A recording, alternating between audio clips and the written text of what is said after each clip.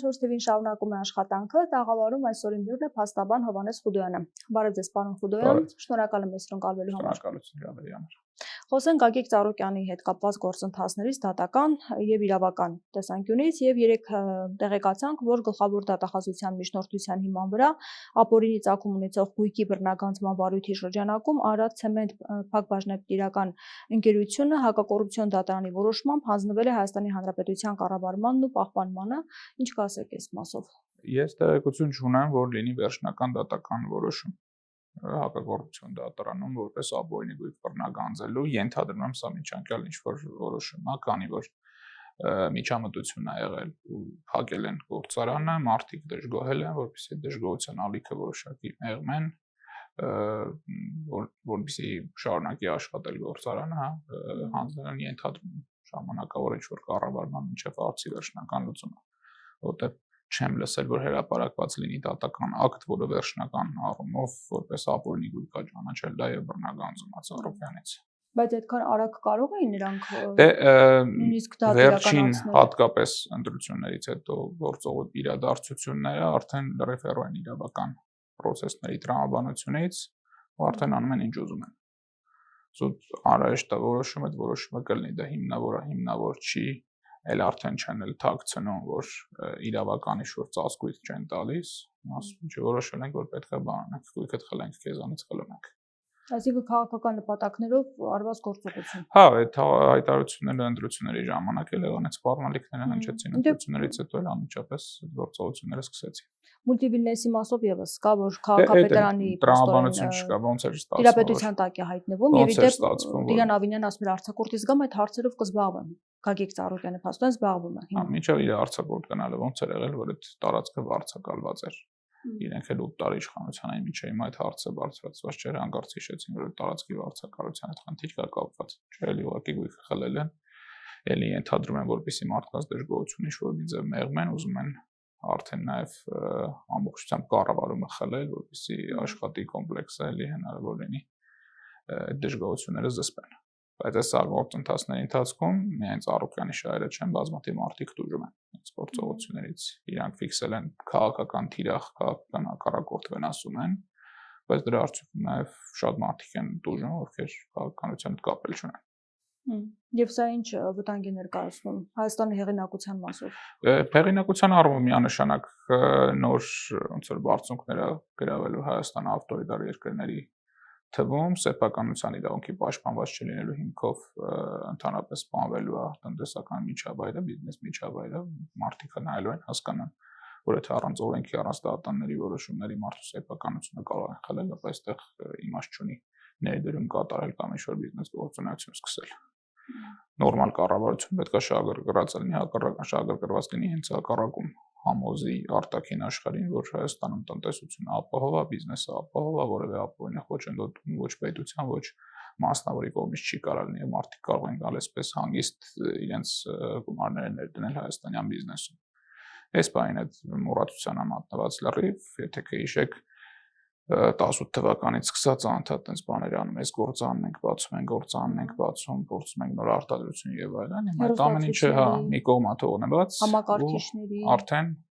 բան ենք անում, այս ենք խլում, այն ենք խլում։ Հասել ենք ավտորիտար կառավարման այդ աստիճանին արդեն։ Այսինքն ցանկացած մեկի դեպքում քաղաքական դրդապատճառներով կարող է դատախազությունը միջնորդություն ներկայացնել հակակոռուպցիոն կոմիտեին եւ հետո որոշում կայացվի դատարանով եւ խլում տվյալ մարդու փաստորեն ձեռնարկությունը եւ տան պետությանը։ Էլի Գագիկ Ծառուկյանի գործով բանանք այդ կենթանիների վերաբերյալ խնդիրը։ Ով չգիտեր, որ ունեն այսքան տարի ասում են թղթերն էլ կան եւ այլն չխորանանք հարցերի մեջ։ Հիմա եկել են վերցնում են տանում են նպատակը որն է դրա։ Իսկանում մարդու ունեցվածք ունի, որևէ կապ չունի այդ ունեցվածքի ինչ-որ հանցավոր գործունեության հետ, գալիս ենք վերցնենք տանենք, որ դու դա չունենաս։ Ընդ որում թիրախավորումը երկու ուղղությամբ է գնում։ Մեկը կոնկրետ մարդուն են վնասում, մյուսը ցույց են տալիս յուրաքանչյուրին ասում են, տեսեք, եթե նույնիսկ մենք Ծառուկյանին կարող ենք կպնել, գործարարներին, սովորական քաղաքացիներին։ Շատերը մտածում են, որ սա քաղաքական թիմերի ներքին բախում է եւ իրենց դուրը դա չի թակելու, բայց դա այդպես չի, որտեղ այս մշակույթը որ ստեղծվում է, այս իրավական պատնեշները, որ քանդվում են, դա դառնում է ընդունված նորմ։ Եվ ամուսնուր կարող է ամենասովորական քաղաքացու հարևանով մի քիչ մտերիմ կապեր ունի իշխող կուսակցության հետ, դա ասի քո այս հողի 2 մետրը իմն է։ Եվ սա պետք է վերցնեմ, որովհետև այդպես եմ ուզում, որտեղ այդ հնարավորություններ ունեմ։ Ու դու չես կարող քո իրավունքները պաշտպանել։ Ինչի որտեղ դա ինչ է անում, երբ որ ուրախանում էր, որ այս գործարարի հետևից են ընկել։ Իսկ իրավունքները պաշտպանելու հնարավորություններ կան։ Դե գործընթացները գնում են, գոնե թե դատարանները ամբողջությամբ չեն դեռևս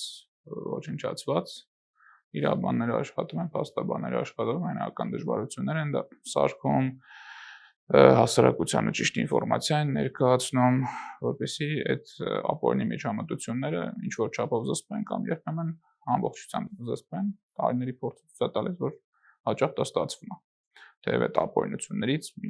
ընթացքից մարդիկ շատ տուժում են իհարկե։ Բայց ամեն դեպքում հիմքեր իրենք ներկայացնում են, թե ինչ խնդիրներ է առաջացրել, ինչի պատճառով են նման որոշման եկել, դե բնականաբար, եթե որոշում է կայացվում դատարանի կողմից, պետք է նաև հիմքեր ներկայացվի։ Հիմա այդ հիմքերը բավարար չեն, թե այդ հիմքերը կան, բայց ըստ քաղաքական նպատակահարմարության ջրի երես են հանվում, երբ որ պետք է։ Դե այստեղ էլ պետք է։ Ես օրինակ անձամբ ծանոթ չեմ պարոն Ծառուկյանի գործերի ամբողջ շրջանակին եւ դրանց հիմնավորումների հիմքերին, բայց պետք է նայել ինչ է լինում քաղաքական դաշտում։ Եթե ինչ-որ մեկը, ինչ-որ բիզնեսմեն իրենց հետ լավ է, իրենց ֆինանսավորում է, իրենց հովանավորում է, թե շատ բամբասանքներ կամ տեղեկատվություններ կան այդ բիզնեսի ապօրինության վերաբերյալ, կյանքում իրան ոչ մեկ չի կպնի, ոչ մի ստուգում չի լինի, ոչ մի միշտ բիզնեսի դուրը չի հատի, բայց երբ որ քաղաքական մրցակցության մեջ է մտնում ինչ-որ մարդով ունի այդ բիզնեսը կամ մի շրջապատը դա ունի, միանգամից այդ գործընթացները սկսում են։ Կամ մեծ մոլորություն եւ նաեւ այդ մոլորությունը պատահական էլ չի, դիտավորել սնվում է, տարբեր ճակերտավոր իրավապաշտպանների կամ հանրային դեմքերի կողմից, որ քաղաքական հետապնդման կարող է ենթարկվի միայն այն մարդով, որ քաղաքական գործիչը զբաղվում է քաղաքականությամբ։ Դա կեղծ պնդում է։ Քաղաքական հետապնդման ենթարկվում է ցանկացած մարդ, ում նկատմամբ հետապնդումը ունի քաղաքական պատճառ։ Եթե իրենք ինչու են այդ արդարացումը բերում։ Գագիկ Ծառուկյանի մասով, բայց նա քաղաքական հայտ էր ներկայացրել։ Փորձում են բան անել, մեղմել, ընդ որում նաև օրինակ պնդումները լինում, որ անձը քաղաքական գործիչ չի, բիզնեսմենը ուզում է մտնի քաղաքականության մեջ, թե մարդը որ կուսակցություն ա ղեկավարում, ինչքան էլ հավանեք չհավանեք, ինքը միևնույն է քաղաքական դերակատար է, քաղաքական մրցակից է։ Բայց պետք է բոլորը ընկալեն հասկանան, որ քաղաքական հետապնդում կարող լինի ցանկացած անձի նկատմամբ, ով որ ինչ-որ չափով ոչնդոտ է ստեղծել, քաղաքական ինչ-որ շարժառիթ է ստեղծել կամ քաղաքական հետաքրքրություն է ստեղծել։ Այս ընտրությունների ժամանակ մի անձ ԿՊ-ի պաստառը փոխել էր, իրեն ապօրինաբար վարչական իրավախախտման փոխարեն տարել էին քրեական պատասխանատվության ենթարկել, ձերբակալել էին, պարզվել էր, կամ գուցեև չի պարզվել, այդ դեռ պետք է հասկանանք հոգեկան առողջության ինչ-որ խնդիր ունի, անձը ինքնասպան է եղել։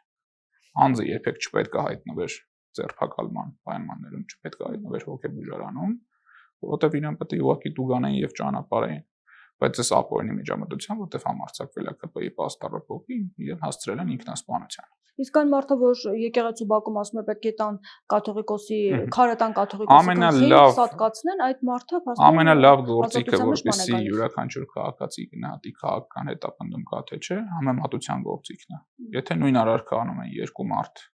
մեկին հետապնդում են, մյուսին չեն հետապնդում, բայց չհետապնդելու պատճառը քաղաքական է, մեկը այս քաղաքական թիմից է, մյուսը հակառակ քաղաքական թիմից է, դասական առումով կարա իր համար ընդունի հաստատված համարի, որ անձը ենթարկվում է քաղաքական հետապնդման։ Ընդհուպ անձը կարող է իրականում իրավախախտում կատարած լինի։ Եթե ես եմ գնում գողություն անում եւ ինչ որ մեկն է գնում նույն ձևի գողություն անում, ինձ դատում են, մյուսին չեն դատում, որովհետեւ ինքը քաղաքական իրենց թիմից է, այս հակառակ թիմից է, ապա այո, նույնիսկ հանցանք կատարած անձին կարող է ենթարկել քաղաքական հետապնդման։ Հիմա պետության մեղավորությունը սխալը չկա այստեղ, եթե իսկապես այդ ձեռնարկություններում, որոնք բավականին խոշոր ձեռնարկություններ են եւ հնարավոր է որ խախտումներ իսկապես եղել են եւ տարիներ շարունակ իմացել են այդ մասին եւ որևէ գործողություն չի իրականացվել, այլ արվում է հիմա, երբ որ փաստորեն Գագիկ Ծառուկյանը հայտ էր ներկայացրել որպես իրավաբանական անձը կարող է խախտումներ ունենա լիցենզիաների կամ հարկերի չվճարման հետ կապված կամ տեսաննդի օբյեկտը ինչ-որ տենց սանիտարահիգիենիկ պայմանների եւ այլն։ Երբ որ իրավաբանական անձը զուտ ֆինանսական խնդիրներ ունի բայց գալիս են իրան փակում են, որպեսզի չկարողանա աշխատել այդ պարտքերը վճարի, սա հասկանալի է, ոչ թե խնդիր է խախտման համար պատասխանատվության կանչելն է, ուղղակի այդ բիզնեսը ոչնչացնելն է։ Դատական պրակտիկայում ընդունված է, որ երբ որ իրավաբանական անձը դատվում է ինչ-որ մեկի հետ, հաշիվների վրա կալանք չեն դնում, եթե դեռ շատ լուրջ ռիսկեր չկան, որովհետեւ հնարավոր լինի աշխատավարձ վճարել, բիզնեսը աշխատի, փող գեներացնի, հնարավոր լինի, եթե դատանակը որոշի, որ ինքը պարտք է, այդ պարտքը վճարի։ Երբ որ գալիս են դռները կապարակնքում են աշխատողներին դուրս են հանում օրերով, չգիտեմ, ասում են տեխնիկան միացրած փչանում է եւ այլն, ոչ մի հնարավորություն չեն տալիս, ակնհայտ է, որ բիզնեսը սպանելու նպատակ ունի, ոչ թե իրավական շահը հետապնդում։ Դե մեղադրանքներն հենց փողերի լվացում այդպես է գրված։ Կապ չունի, թե փողերի լվացում հիմնավոր մեղադրանք ներկայացնեն, ինքն էլ պարտավոր լինի Հայաստանի Հանրապետությանը վճարել աստղաբաշխական ինչ-որ գումար, բայց դա չի նշանակում, որ ընթացիկ բիզնեսը պետք է փակվի, որպեսզի անձը հնարավորություն չունենա այդ ֆինանսական պարտավորությունը օրինակ կատարել։ Հիմա այն ստուգումները, որոնք իրականացվում են Գագիկ Ծառուկյանի ձեռնարկություններում, եթե օրինակ իրականացվում են այլ ձեռնարկատերերի բոլորիս հայտնի ընկերություններում չեն գտնվել այդպիսի խախտումներ։ Դե ցանկացած բիզնեսում, նույնիսկ իրապահ մարմինների աշխատանքում, եթե խոշորացուցիչ կանգնենք, այնքան խախտումներ կգտնենք, որ յուրաքանչյուրը մի 10 հոդվածով կդատվի։ Ես նկատում եմ այդպիսի խախտումներ, որ հիմք հանդիսանան, որ պետականացվեն նրանց։ Պետականացումն է արդեն աբսուրդ։ Ժողովրդավարական երկրում բիզնեսի պետականացում չի կարող լինել։ Կարող է լինի գերակաշահ, օրինակ դու ունես ինչ-որ գործարան, որ շատ կարևոր է, ասենք ռազմական արտադրության հնարավորություն ունի, պետությունը կարող է դա վերցնի գերակաշահ ճանաչելով, քեզ պատշաճ հատուցում, փոխհատուցում տալով մի բան էլ ավել իր շուկայական գնից։ Գույքը կարող է ճանաչվել ապօրինի վերջնական դատական ակտով բռնագանձվել օգուտ Հայաստանի Հանրապետության, բայց այդ process-ը պետք է լինի օրինական եւ հիմնավորված։ Այն ինչ արվում է այսօրվա ապօրինի գույքի վարույթներով շատ հեռու է օրինական բանի process-ներից, որովհետեւ գալիս են մարդկանց ասում են հիմնավորեք, որ դուք 92 թվականին այս ինչ ծախսն եք արել, ոչ մեկ ասենք 2015 թվականի դրությամբ չգիտեր, որ օրենքը ընդունվելու, որ ինքը պետք է ինչ-որ փաստաթուղթ պահի իր անցյալից։ Ու այդ բեռը դնում են պատասխանողների վրա, փորձելով զուտ քաղաքական կամքի կատարումը փաթեթավորել իրավական պրոդուկտով։ Այո, եթե ինչ-որ մեկ ունի ապօրինի գույք, պետք է դա բռնագանձվի, այդտեղ երկրորդ կարծիք չկա, բայց դա պետք է հիմնված լինի արդար եւ իրավական process-ի վրա։ Հիմա դու կարծում եք իսկապես պետության պահպանմանն է հանձնվում, կառավարմանն է հանձնվում այս ձեռնարկությունները, թե ժամանակավոր բնույթ է կրելու եւ հետո գտնելու են մեկին ում կվաճառեն։ Իրենց սրտի մարդկանց, մենք օրինակ տեսել ենք Փաշինյանն չբացառեց, որ այո, հնարավոր է հետո վաճառվի։ Մի քանի տարի առաջ ծաղկած որ մեր հյուրանոցը վերցվել, պետության բալանսում էր, զուտ ծախս էին կատարում դրա պահպանման վրա ու ոչ մի բան չէին ստեղծում, հետո օտարեցին մասնավորին։ Որոշ տեղեկություններով նաև քաղաքական մտերմություն իրենց հետ ունեցող մասնավոր ձեռնարկատիրոջ։ Պետությունը կամ պետք է ընտրի ճանապարհը, որ ինքը ամբողջ սեփականատերն է, սովետական միության նման բոլոր գործարանները բաները պետական են, մարդիկ գնում աշխատում են։ Կամ ինքը պետք է ընդունի, որ ինքը ազատ տնտեսական հարաբերություններ է խրախուսում եւ թույլ տա մասնավոր աշխատի եւ շնչի։ Այս ուղղակի պետական ռեկետ է, գալիս է ինչ-որ մեկի գույքը խլում։ Պայմանական տարբերություն չկա իրականության մեջ, փողոցով քայլեք, ոստիկանը մոտենա, ասի ձեր ձեռքի ժամացույցը հիմա վերցնում տանը։ Ծավալների բանը տարբեր է, բայց երևույթը նույնն է։ Ինչ որ պետական պաշտոնյա գալիս ասում ես քո գույքը ապօրինի պետք է քեզնից վերցնեն։ Այսօր նաև փաստաբան Էմին Խաչատրյանն էր տեղեկացրել, որ այս պահին Բարգավաճ Հայաստան կուսակցության առաջնորդ Գագիկ Ծառուկյանի ընտանիքին պատկանող Երևանի Արադ կոնյակի գինու օղու կոմբինատի կնիքները հանվել են եւ ներսում ստուգումներ են կատարվում, այսինքն նաև խնդիր է առաջացել, որ փաստորեն փակ են գործարանները եւ աշխատողների հարցը կա այստեղ եւ փորձում են ինչ-որ միջոցներով գոնե բողոքը հանրության զսպել։ Դե այդ բողոքը կա, որովհետեւ հազարավոր մարդիկ եւ նրանց ընտանիքները մնացել են առանց աշխատանք։ Սա էլի ոնց որ լրացուցիչ քայլ է պարոն Ծառուկյանի դեմ, որտեղ բացի այն որ բիզնեսն են վնասում, նաեւ ոնց որ ինչ-որ զայրույթ գեներացնեն իր հանդեպ մարդիկ փորձեն խուսափել իր այդ հարաբերություններից։ Հիմա նույն սպորտ կլուբի փակել, ասենք մարդիկ գնում են, չէ, տարեկան բաժանորդագրվում են այն մտքով, որ իրանք ամեն օր կամ շաբաթը մի քանի անգամ գնալու են։ Հիմա եթե տենում են այս հիմնարկը խնդիր է առաջացել, ասեն են դե լավ եկեք փոխենք այս մարզասրահ, գնանք այնտեղ աբոնեմենտից կամ չեն գնում ամեն օր վճարում եւ մտնում։ Այն մարդը, որ հիմա դուրս կգա ուրիշ սպորտակում, բնականաբար էլ հետ չի գալու ստեղ, նույնիսկ երբ որ ամեն ինչ խաղաղվի։ Ստուգումներ օրենքը տալիս է լայն հնարավորություն եւ բացահայտ եւ գաղտնի ստուգումների շատ մեծ իրավական եղանակներ կան։ Կարող են ինչպես քրեական գործերի շրջանակներում, գիտեք, գաղտնալսումներ կատարել, օպերատիվ տվյալներ հավաքել եւ այլն։ Կարող են հարկային ստուգման պարագայում մի օրգան մտնեն, բոլոր փաստաթղթերը վերցնեն գնան, բայց չի նշանակում, որ փաստաթղթերի հետ մեկտեղ հյուրանոցում բնակվող մարդուն պետք է ասեն սենյակից դուրս արի գնա, որի համար ինքը արդեն վճարել է եւ ակնկալում է մի քանի օր իր հանգիստը անցկացնել այդ հյուրանոցում։ Ստուգումների պատրվակի անվանտակ իրանք ուղղակի միջամտում են կեղտոտում են այդ բիզնես գործունեությունը։ Բայց ձեզ համար հասկանալի է իսկապես ինչու այսպիսի կոշտ միջոցներով հենց Գագիկ Ծառուկյանի նկատմամբ իշխանությունը, բայց միայն նա չէր, չէ՞, հայտ ներկայացրել, որ քաղաքականություն մտնի, կամ հիմա նա չի մտել խորհրդարան եւ ըստ հավանականության նա հետ կքաշվեր գործընթացներից, ակտիվ դերակատար ամեն դեպքում չէր կարող լինել։ Ենթադրում ակնկալիք եղել է որ հետը քաշվելու, ամենը բայց քանի որ հայտարարել է որ հետ չի քաշվում, Ընդ որում չի բացառվում, որ չեն կարող պնդել, որ ինքը միակ թիրախն է, գործընթացները ավարտելուց կարող են ուրիշների հետևից էլ գնալ։ Դե արդեն իսկ Փաշինյանը ասել է, որ Ռոբերտ Քոչարյանի հետևից է գնալու, սննկացնելու է նրան, Սամվել Կարապետյանին է սննկացնելու։ Դե այդ էլ պետք է նայենք, հիմա ասենք Ռոբերտ Քոչարյանի պարագայում 2018 թվականից ամբողջ իրավապահ ռեսուրսը ներդրված է եղել ինչ որ բան փնտրելու, գտնելու, բան ինչ-որ ապօրինի բան հայտնաբերելու 8 տարվա ընթացքում ոչինչ չեն արել, մի հատ դատական գործը հակասահմանադրական հոդվածով, որ դատանում այսօր քննվում է։ Եթե իրավական հնարավորություն լիներ կամ եթե ինչ-որ իրավախախտում եղածներ որ հայտնաբերման ենթակա էր, արդեն պետք է հայտնաբերված լիներ։ Մենք էլի հասկանում ենք, որ եթե այդպես process եղավ, դա ուղղակի օրենքի շրջանակներից դուրս, իրավունքից դուրս, պետական ռեկետի միջոցով ինչ-որ բիզնեսնային կապներ կամ մերձավոր շրջապատին կապնելու բանն է լինելը։ Իհարկե նաև պատկերացնենք, որ պետության ռեսուրսները անսահմանափակ չի, իրավապահ մարմինների ռեսուրսը եւ նաև հակազդեցությունն էլ պետք է ակնկալեն, որ ստանալու են։ Դա կլինի հանրային կոմունիկացիայի տեսքով, կլինի իրավական գործիքներով, պաշտպանության տեսքով։ Բայց մենք հետի դեպքում չտեսանք, որ արդյունավետ եղավ։ Դե հիմա ամեն դեպքում Հայաստանը դատական վեճ ունի միջազգային արբիտրաժում, որտեղ պետք է հիմնավորի, որ ինքը իրավաչափ օրինագործել դա։ Եթե չհիմնավորի, սեփականությունը հետա վերադարձնելու հարկատուների հաշվից էլ մեծ կլորիկ գումար դուրս վճարի։ Դատարանների մասով Փաշինյանն ասում է, որ այսպիսի որոշումներ են կայացնում, չեն կարողանում շատերին ճաղերի հետևում պահել, ինչպես որ ժողովուրդն իրեն փողոցում հանդիպում եւ ասում, ինչու այս մարդիկ բանտում չեն, դատարանները չեն կարողանում անել, որովհետեւ հեղափոխությունը չի անցել դատարաններ եւ իրենք թերացել են։ Հիմա այս տարիների ընթացքում իրենք պետք է այս հարցով զբաղվեն։ Ներկայումս դատական իշխանության զգալի հատվածը այն դատավորներն են, ովքեր նշանակվել են Նիկոլ Փաշինյանի իշխանության օրոք։ Թեկուզ նույն հակակոռուպցիոն դատարանը, որ միտված է այդ բանին, հա, կոռուպցիային, այսպես կոչված թալանին կամ ինչ-որ պաշտոնական հանցագործությունների վերաբերյալ գործերի քննությանը 100% ձևավորվել է Նիկոլ Փաշինյանի իշխանության օրոք եւ գոնե դա նախկին իշխանությունների գրպանը չի կարող գցել։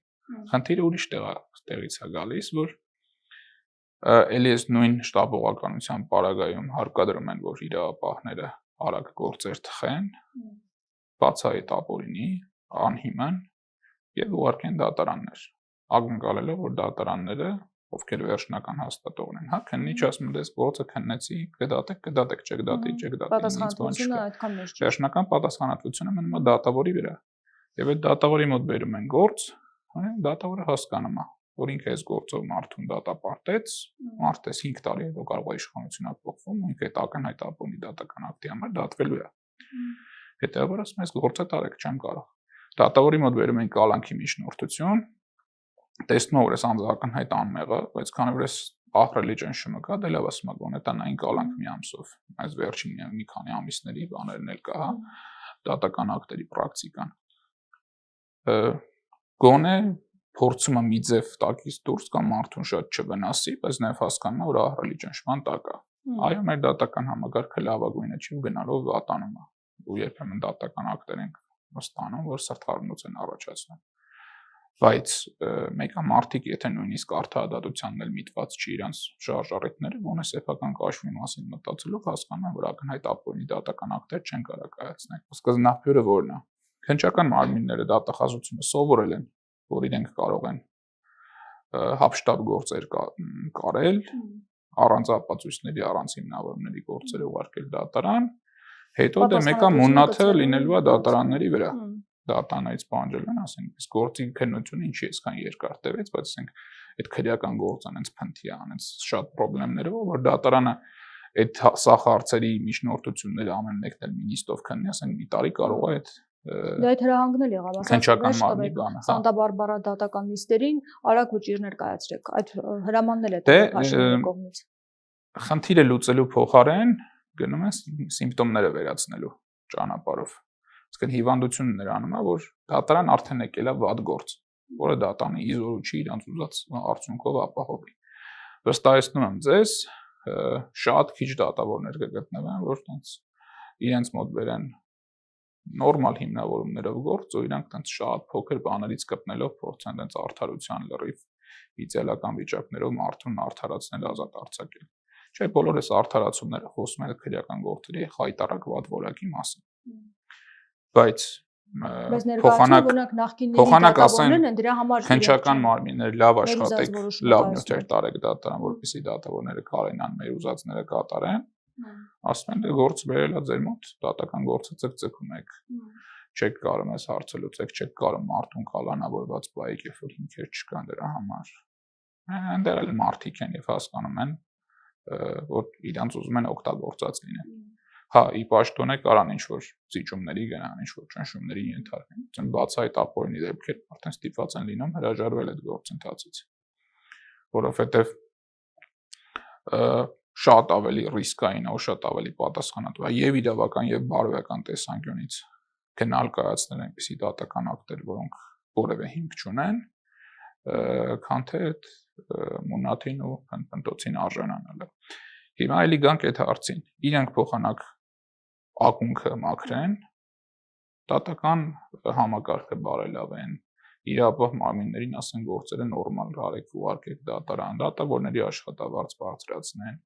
դատավորների օգնականների հաստիքները ավելացնեն, դատավորների թիվը ավելացնեն, որպեսզի գա ասենք միջազգային նորմալ ստանդարտի 100,000 մարդու հաշվարկով դատավորների քանակի։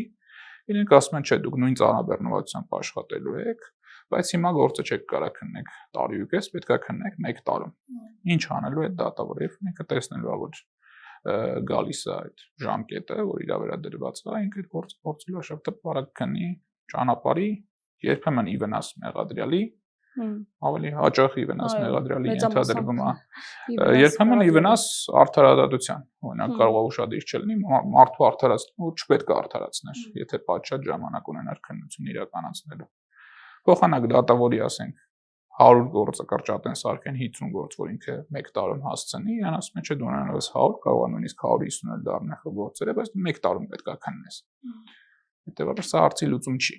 Իսկ երթվյալ ատենակալների ինստիտուտը, որն ուզում է հիմնադրել Փաշինյանը, դա ավելի է բարդացնելու, որովհետև ատենակալների ընտրության գործընթացը նրանց այդ աշխատանքը շատ ավելի երկար է տևում։ Տարբեր ժամանակներում քննարկվել է, որ դա կարա լինի, բայց այնպես էլ չի, որ իրենց կողմից այդ առաջարկը արդարադատությունը բարելավելու նպատակ ունի։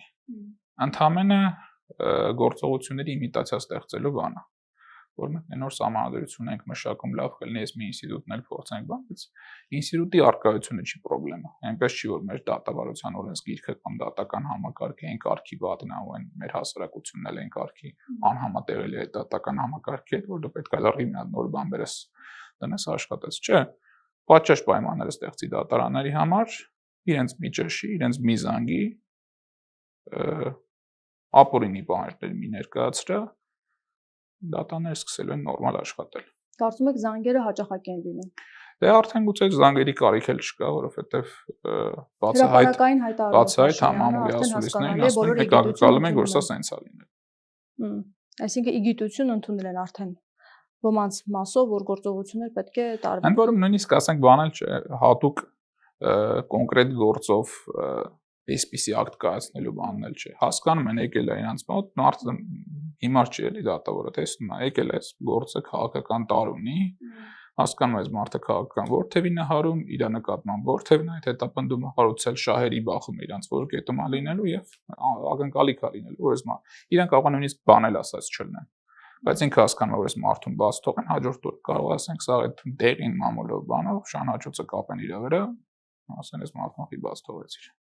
Սահմանադրական դատանի որոշումը, ինչպես կմեկնաբանեք, թեև շատ եք մեկնաբանել, բայց ամեն դեպքում ակնկալելի է այնինչ հրապարակվեց եւ մեղադրանքները հնչում են հենց ձեր նկատմամբ, նկատի ունեմ փաստաբանների եւ քաղաքական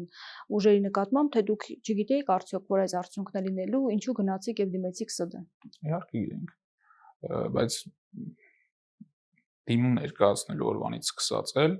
որևէ անգամ չենք ասել, որ գնում ենք եւ հեսա ակնկալիք ունենք, որ արդարությունը հաղթանակելու։ Չէ, միշտ էլ ասել ենք, որ մեր խնդիրն է ցույց տալ են բոլոր ապօրինությունները, որ կատարվել է եւ ցույց տալ, որ համանդրական դատարանն էլ դրան չի արձագանքելու։ Ինչը կարծում եմ,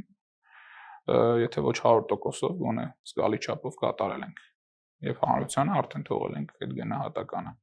Իրենք ընտրությունները համարում են մաքուր թափանցիկ օրինական ընտրություններ, թե կարծում են, որ այս ընտրությունները կեղծված են։ Նույնիսկ այս համանդրականը, որի լեգիտիմությունը կարող ենք չճանաչել, հաստատել է դիմումատուների թեզերի զգալի մասը։ Ասել է, որ չի կարելի ատելության խոսք, ասել է, որ իրավապահները չպետք է միջամտեին քաղաքական քարոզչության ուժերի անունները տալով, ասել է, որ վարչական ռեսուրս չէր կարելի օգտագործել եւ այլն։ Ընդամենը մի քայլից ձեռնպահ մնացել, որպեսզի այսպիսի որոշում կայացնի, ասել է, ես չեմ կարող գնահատել այս ամեն ինչը ինչպես ազդել ընտրությունների արդյունքների վրա։ Մինչդեռ համանդրական դատանին ներկայացվել էր ապացույց սոցիոլոգիական հարցման տեսքով, որտեղ յուրաքանչյուր կետի ազդեցության չափը տոկոսային բանով ներկայացված էր։ Մենք նույնիսկ սպասում ենք, որ համանդրական դատանը կարող ասի, ես արժանահավատ չեմ համարում, կամ թերիա, կամ սակավ, ասենք հարցման շրջանակ ունի եւ այլն, ընդհանրապես այդ ապացույցին չի անդրադարձել։ Իսկ ինքը ասում է, այս ամեն ինչը ճիշտ եք ասում, խախտումներն եղել են, այս վերջի ապացույցը, որ հանում է սարանքից, այո, չափը չի հիմնավորվում։ Բայց այդ ապացույցը գոյություն ունի դրա հետ ինչ-որ մի բան պետք է անենք։ Ընտրություններ, որտեղ խախտումներ չեն լինում։ Հնարավոր չէ, կատարյալ ընտրություններ անցկացնել։ Սենց ասեմ, մի անց կարող է գնա փաստեր կային, որ պետք էր անպայման արտահերթ ընտրությունների գնալ։ Մի անց կարող է գնա անդրատեղամասում այնց բարդակ սարքի, որ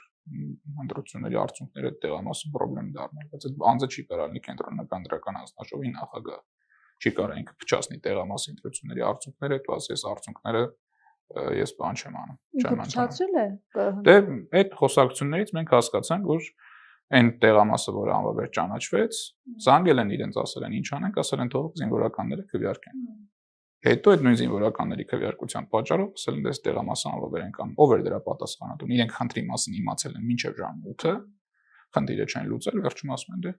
պրոբլեմ կա։ Արդյունքում ով է տուժել Բարգավաճ Հայաստան կուսակցությունն ու 58000 ընտրողները։ Իդեպ մեղադրանք էր հնչեցվում, որ հենց միանգամից պահանջը պետք է համանդրական դատարան ուղարկվեր Բարգավաճ Հայաստանի մասով, ոչ թե ընդհանուր ընտրությունները անվավեր ճանաչվեր, այլ հենց Բարգավաճ Հայաստանը։ Դե ամեն կուսակցության առանձին բան արել, Բարգավաճ Հայաստանը հենց այդ մասով է դիմել։ Դե այո, իրենք այո, բայց մյուս կուսակցությունները ընդհանուր խախտումների վերաբերել, որտեղ այնպես չէ որ խախտումներ չէին ունեցել։ Հենց այդ ձևով դիմել եւ հնարավոր էր նրանք մտնեին խորհրդարան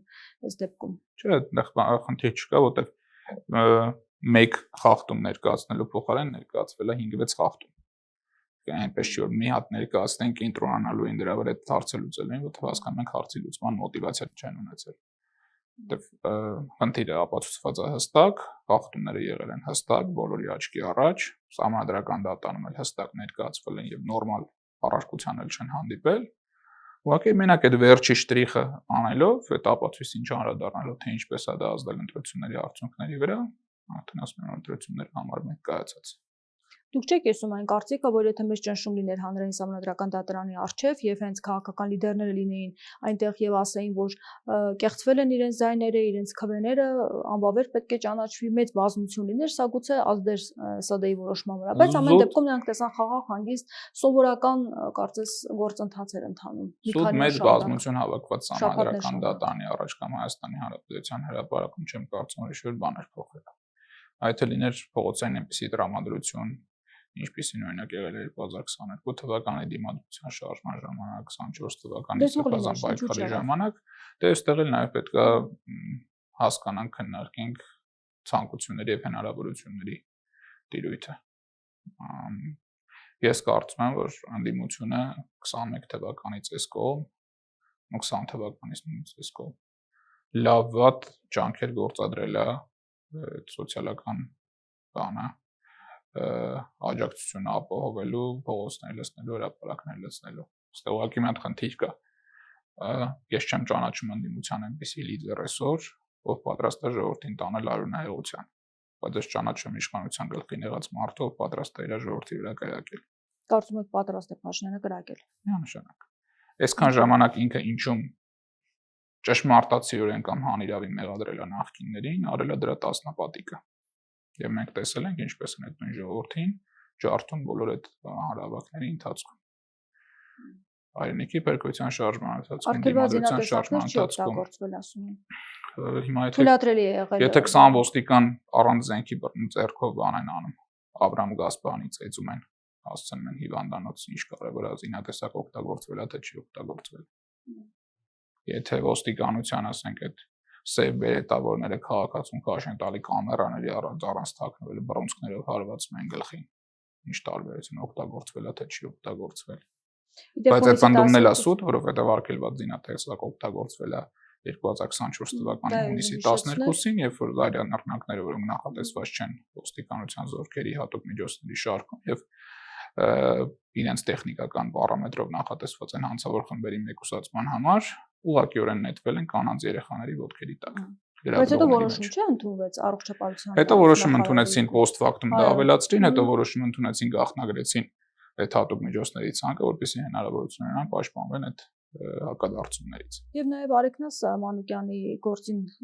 հետ կապված ինչ կարող եք ասել, նա փաստորեն ունի անչափահաս երեխա եւ հիմա կալանքի տակ է գտնվում։ 2 օր առաջ են գործով ներգրավել նույնիսկ նյութերին չենք հասցրել ծանոթանալ, այս գործով էլ ոնց որ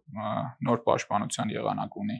քննչական մարմինը, քան պետական գաղտնիքի վերաբերյալ գործիքնության պարագայում սահմանափակում է ինֆորմացիայի արտահոսք, այսինքն իրենք հրապարակում են ինչ ուզում են, հակառակ կողմի կաշկանդում նախաքննական պետական գաղտնիքի հրապարակումով։ Տեսակցել ենք Արեգնազին 2 օր առաջ, ընդհանուր եթե քրեական գործը մի կողմ թողենք պահման պայմանների եւ իր կարգավիճակի զգացողության առումով որևէ խնդիր չուներ եւ նորմալ դրամատրության մեջ էր եւ պահմանվայրն էլ էր նորմալ։ Հա, Նաբովյան քրեակատարական հիմնարկը այդ առումով չես հանում Մատիասին ու Բարաշյանի կամ Արմավի քրեակատարական հիմնարկի հետ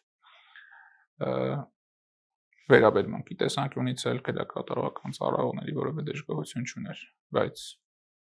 դժգոհություն հենց քրեական վարույթն է, որ քաղաքական նկատառումներով անիմն հետապնդման է ենթարկվում եւ ճանաչել պնդել է։ Հա, եւ բաներ էր տարածել կոչն ու ուղերձներ էր տարածել, որ չի ընդունում որևէ տեսակի մեղադրանք, ըստ պնդում է, որ չի կատարել որևէ հանցագործություն եւ ապագայում ապացուցելու է իր մեղքը։ Ներողություն, իր անմարությունը։ Շնորհակալ եմ զրույցին։ Զրուցում էի փաստաբան Հովհաննես Խուդոյանի հետ։ Շարունակեք մեզ հետևել, կհանդիպենք։